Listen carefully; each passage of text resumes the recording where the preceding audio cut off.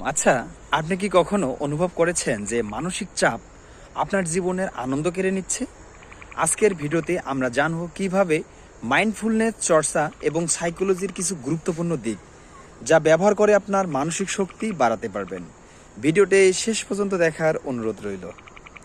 বর্তমান মুহূর্তে বাঁচুন। আমরা অনেক সময় অতীতের দুঃখ নিয়ে চিন্তা করি বা ভবিষ্যৎ নিয়ে উদ্বিগ্ন হই, কিন্তু মাইন্ডফুলনেস শেখায় কিভাবে বর্তমান মুহূর্তে মনোযোগে কেন্দ্রীভূত করতে হয়।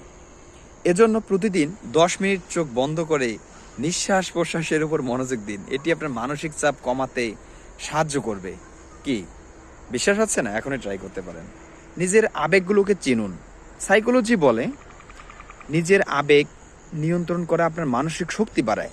যখন রাগ, হতাশা বা আনন্দ অনুভব করবেন, তার কারণ খুঁজুন।